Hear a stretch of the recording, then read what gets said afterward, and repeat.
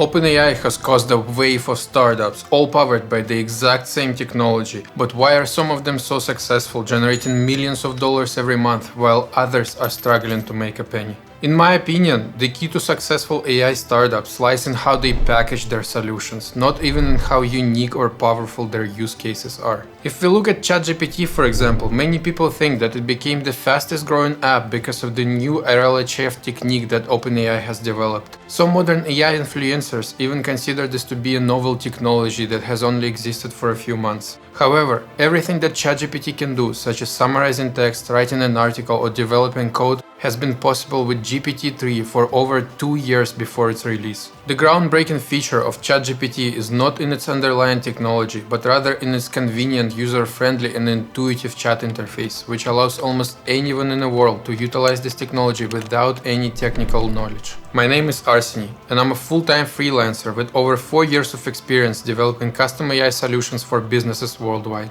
Recently, I started my own AI agency, which is currently generating around 10K a month in profit. And in this video, I will guide you to the entire process that we use for almost every AI-driven web project, from scoping your application to deploying it in the cloud and integrating AI. So whether you're a developer looking to launch your first AI-powered app or a startup founder seeking to clarify your vision, this guide will help you to craft a clear roadmap and make your application a great success. Let's get started.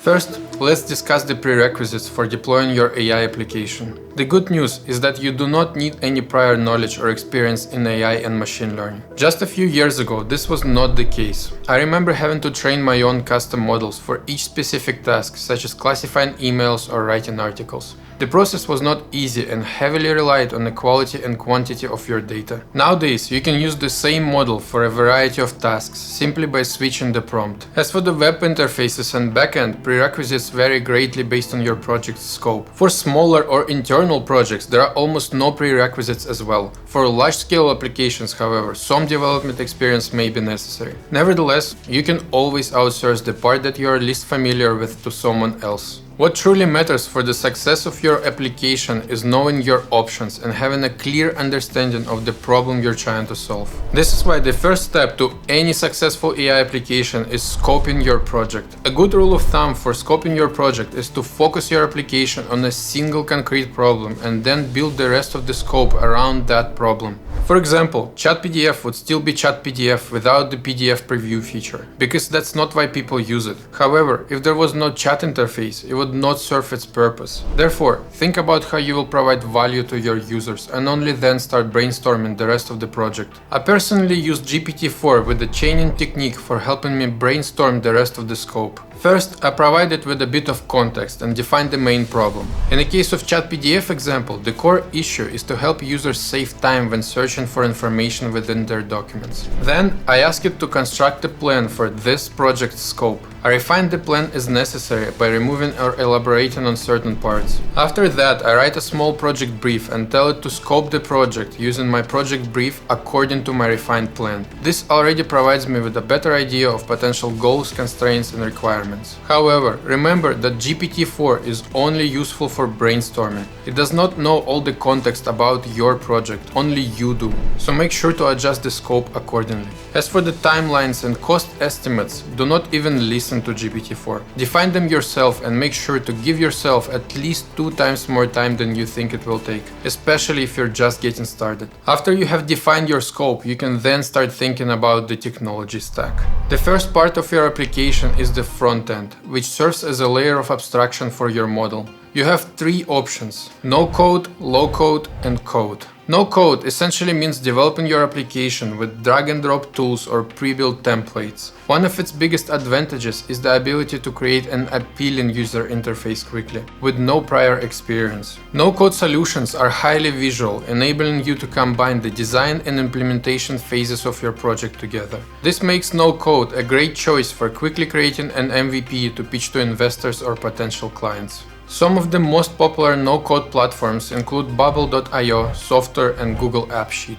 However, I would not recommend taking a no-code app to production, because it can be extremely challenging to scale and customize down the line. Besides, pricing can become exorbitant at scale. For instance, a no-code chatbot built with BotPress charges around 5 cents per message, and although it may seem insignificant, the pricing for the OpenAI API for a similar message is approximately 200 times less. This can become a great issue at scale. Therefore, I recommend using no-code apps only as a demo and switch to a different solution as soon as possible.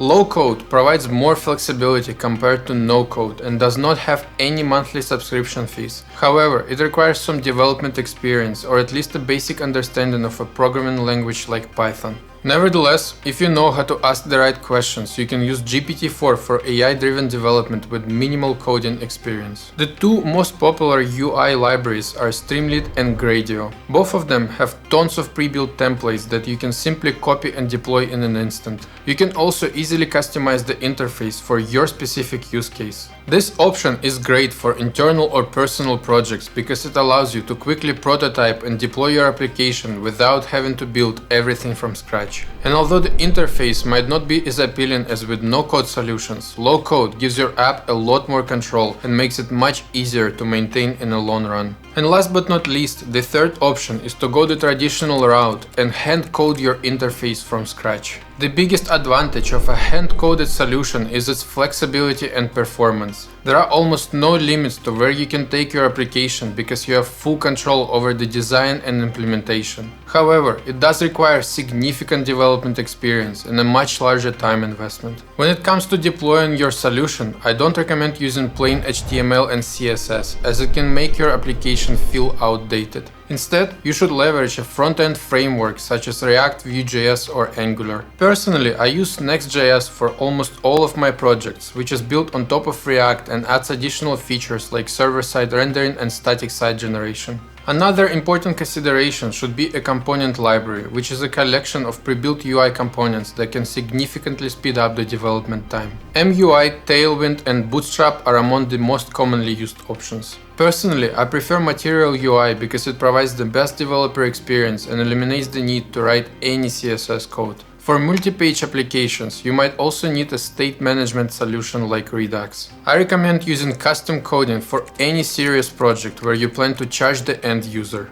Still, front-end is only a part of your technology stack, and to ensure its success, arguably, the backend is even more important. Most no-code and low-code solutions already provide you with a simple backend that you can easily deploy out of the box. So in the following sections, we will focus on developing a backend and deploying it for a custom-coded large-scale project. And the first step to choosing your backend is to determine your architecture.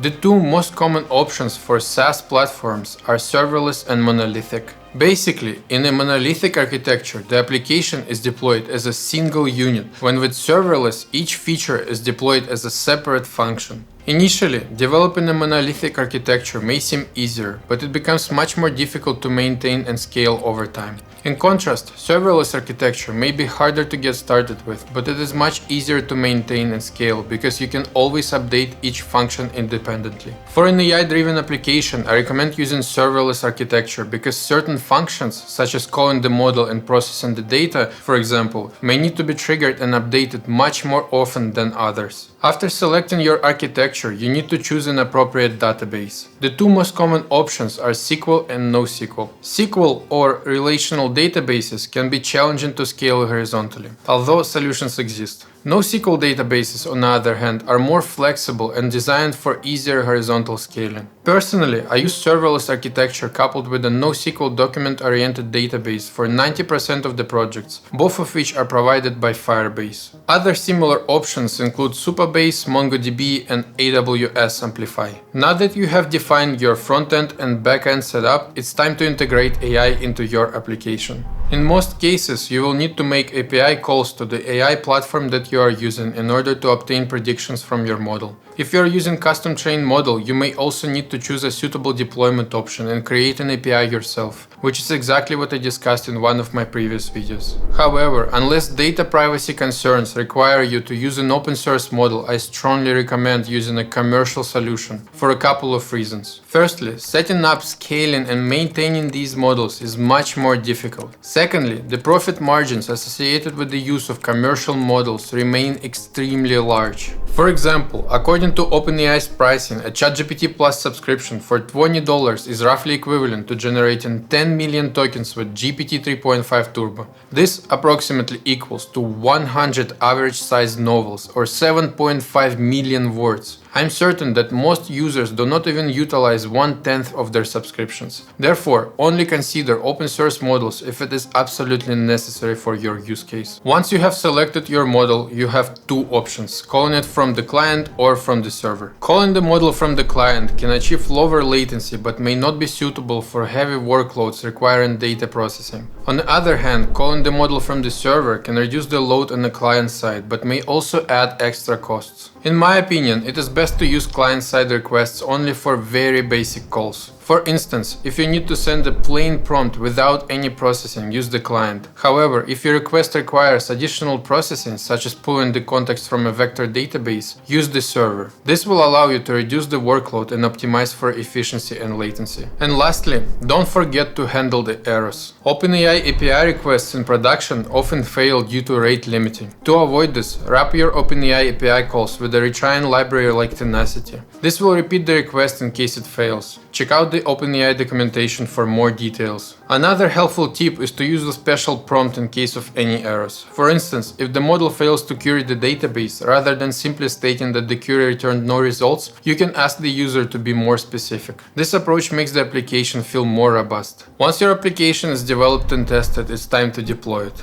The deployment process varies depending on your chosen technology stack. For most developer-friendly SDKs such as Firebase, you only need to run a single command to deploy your app, or even just to push a commit to your main branch. After that, the service will automatically rebuild and deploy your application. Sometimes, however, you may need to deploy your app in a custom container or handle load balancing and advanced configurations. In such cases, I recommend using GPT-4 for guidance on deployment commands. It can provide extremely accurate suggestions, and it personally saves me hours of work that the deployment process used to require. Don't forget to enable the web browsing plugins so the model can retrieve the latest documentation. Lastly, keep in mind that often after your application is deployed, you might find yourself in a so-called vendor lock-in, which means that it may be difficult or even impossible to switch to a different provider without significant changes to your codebase. So, make sure to consider the potential long-term implications of your decisions in advance. To help illustrate the process, let's take a look at 3 different one-page AI-driven web applications we have developed with different scopes and technologies. The first example is an app called Wisdom Whisper, which is similar to ChatPDF but specifically designed for a book called 4 Sacred Secrets. It features clickable examples on the left and a PDF view on the right, as requested by the client.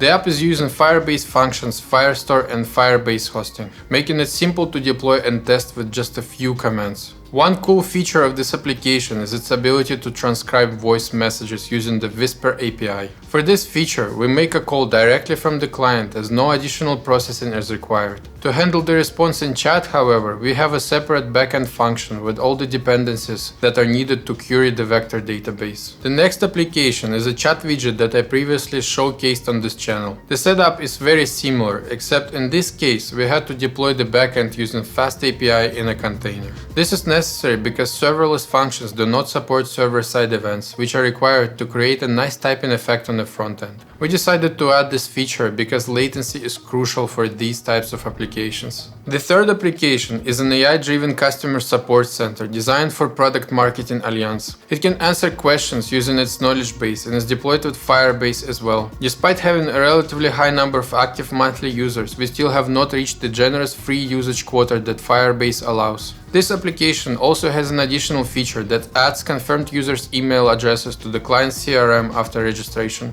They are using Next.js and Material UI for the front end on all of these applications. In conclusion, I believe that while the use of no-code and SaaS platforms for the development of AI applications will continue to grow, some level of customization will always be required. As AI models become increasingly productized by large companies, the success of your project will ultimately depend on the convenience of your interface. The challenge in a modern AI application development is not the performance or uniqueness of your model, but rather the seamlessness of your integration. The better you can integrate your AI solution into people's everyday lives, the more likely you are to succeed. So, here are 5 takeaways from this video that will help you make your application as convenient as possible. 1. Focus on solving a specific problem and design a user interface around that problem. 2. Determine your front end based on where you plan to use your application. 3. Thoroughly consider your backend stack and avoid vendor lock-in and maintenance issues at scale. 4. Account for all possible errors when integrating AI. And 5. Deploy your application on a provider that fits best with your stack. That's it. Now I hope that you have a clear roadmap to take your AI application to the next level. Remember to always listen to customer feedback and be ready to pivot along the way. Let me know if you have any questions in the comments, and I hope your application becomes a great success.